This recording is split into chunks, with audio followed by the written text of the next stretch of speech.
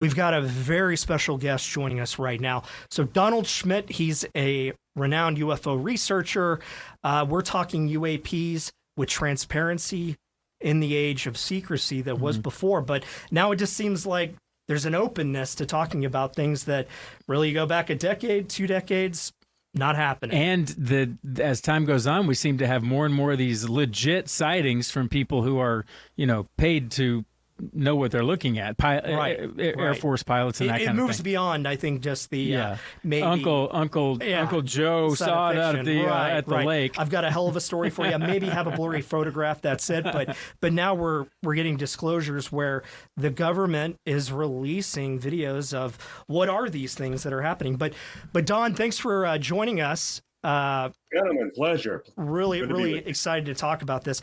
Now, the first thing that I wanted to get into, if we could, there was a House Oversight Committee hearing that happened a few weeks ago where the videos that were being shown, and one in particular that I wanted to talk about first, if we could, was this footage of a military drone. Believe this was over Yemen. That we have it where it's tracking something on camera. You see it's a laser designated FLIR cam that pops up, and then this drone fires a missile at the thing and seemingly strikes it. There it is, boom, gets hit. Wow. It just kind of knocks it off course and keeps on trucking. Yeah. What do you take on that? What was your read when you saw this? What's going on there? Well, there's a level of consistency that goes back for decades. Not only people, shooting at these objects and describing how the bullets just ricochet right off, or even where objects merge, where we've lost aircraft. The one incident over Lake Superior, for example, that happened many years ago, where they tracked the two on radar, and it was as though the two became one. And all that then leaves the area is the UFO.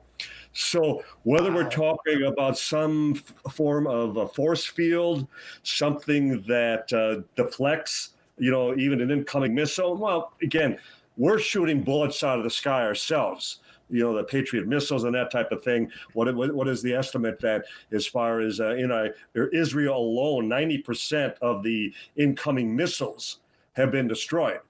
So it's a technology that we will only, as far as develop and specialize even further with particle beam and with lasers and that type of thing. So I still don't see it as being something, totally extraterrestrial, that is beyond our own scope, beyond our own technology. But nonetheless, it still looks very impressive because you're talking about a stationary object or moving very slowly, and it would take a direct hit from a missile and yet kind of just shake it off as though, what was that, a mosquito? Yeah, right. Hey, Don, do you think there are more of these objects out there, or are we just seeing them more because we're more capable now? And what's going to finally make you go, aha, that's the smoking gun, we've got it? Mm-hmm.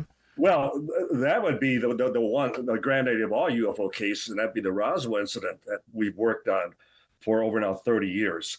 The fact that we've tracked down and interviewed over 600 witnesses, and a good number of them high-ranking military officers. And back at that time, just post-World War II, the skies were virgin. They were pristine. Jet and rocket propulsions were both in their infancy at that time. So there were few alternatives. Today, there are dozens of possibilities. You mentioned drones earlier. And so that's why I'm not as keen. I'm not as, excited about, these daily reports that come in, because, again, there are just so many alternative explanations that may suffice. And we have to be careful that we're not drawn into situations that are then readily explained just by more contemporary technology that would explain away these modern day cases. And Don, I want to talk to you real quick, if we can go back to after Roswell. and talk about Project Blue Book and J. Allen Hynek. So if you could tell us real quick, who was J. Allen Hynek and what was Project Blue Book?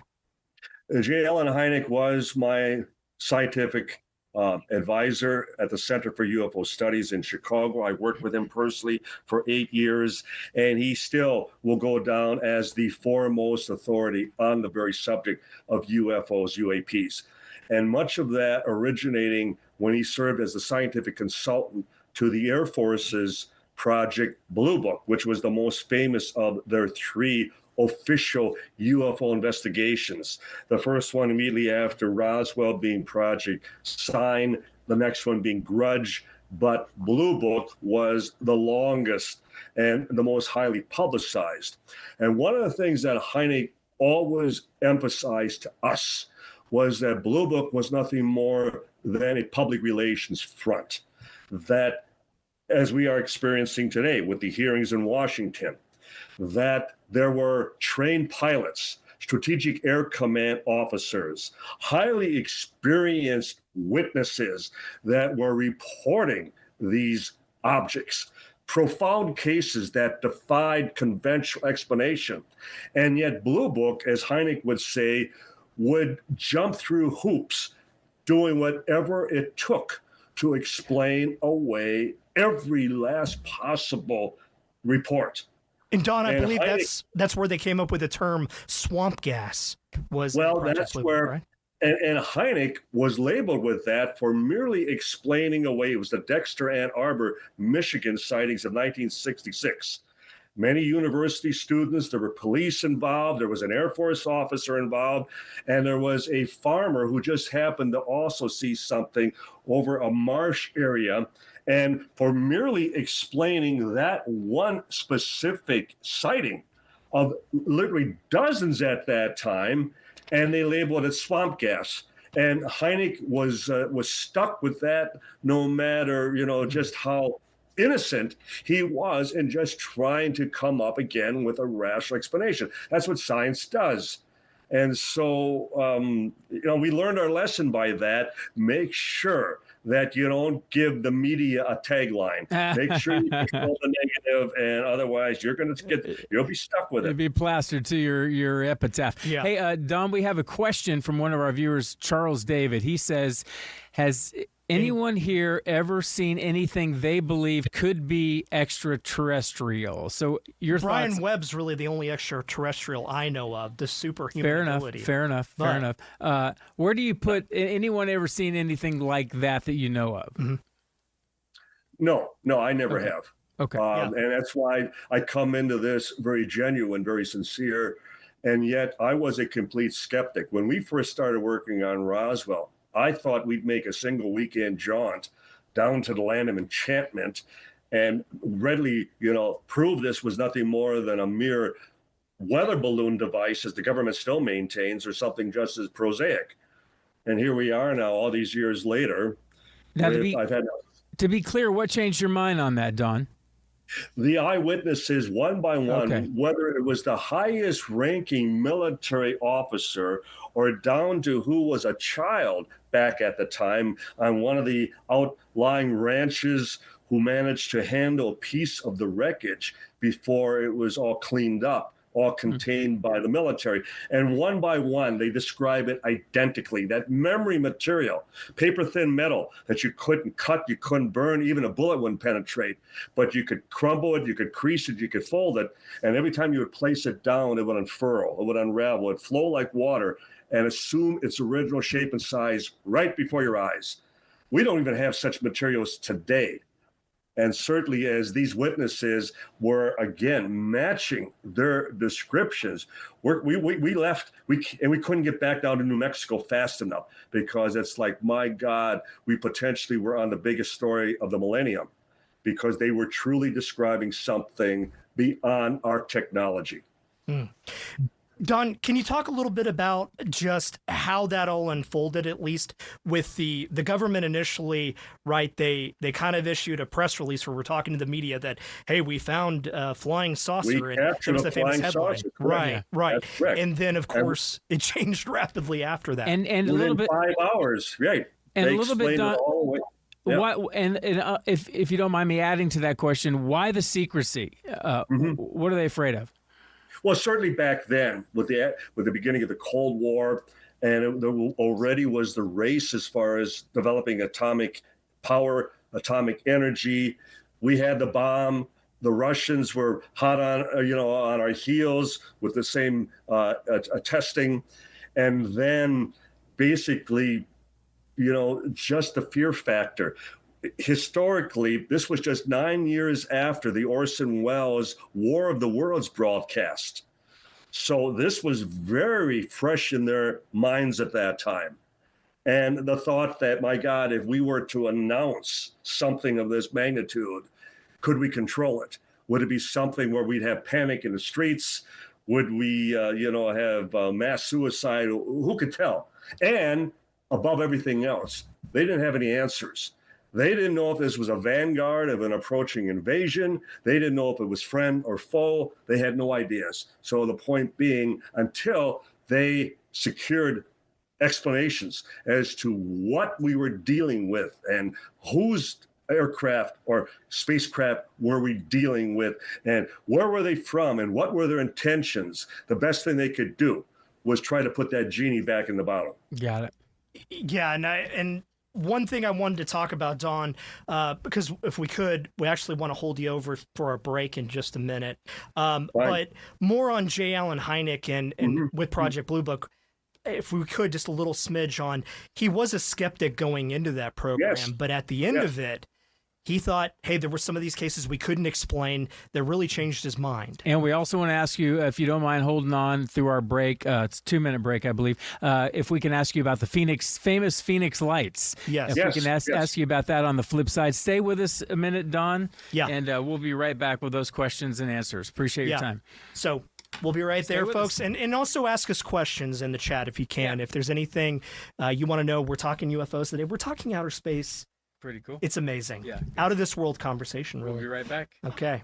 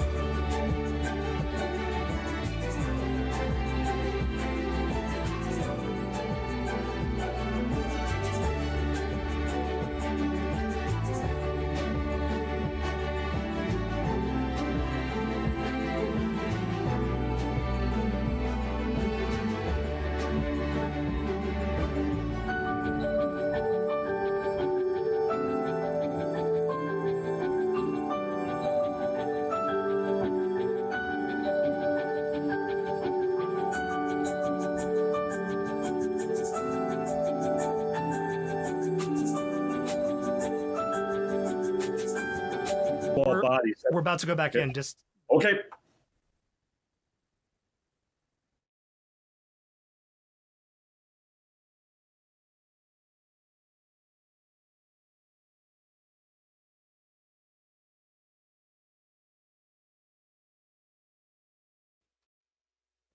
Hey, everyone. Thanks for sticking with us for Fox 10 Talks. Don Schmitt is joining us. We're having a great conversation.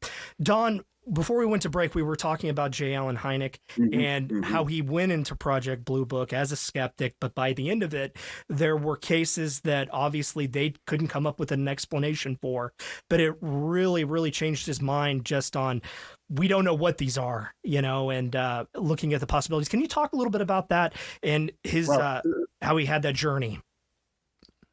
Blue Book was headquartered at Wright-Patterson Air Force Base in Dayton, Ohio. And Hynek was head of the astronomy department at Ohio State, just down the road in Columbus. So he was convenient in that regard. And as you mentioned, he was also a skeptic. And the biggest problem that Hynek had was in, explaining as far as the vast distances, how do you travel from point A to point B? That he just couldn't, as an astronomer, reason how physical objects could actually traverse, the space and the whole space and time, situation, that type of thing. And the thing is, the longer he was involved, and granted, the Air Force kept him on a short leash because he was still traveling and lecturing all over the country, in fact, all over the world at that time. And he was talking to pilots, both military and commercial, and they would describe some of the most fantastic experiences. And then when he would be down at Wright-Pat, and he'd be looking through the Blue Book files from all the accumulated reports that came in through the month before, his return, where's this case? Where's that case? Where's so-and-so's report?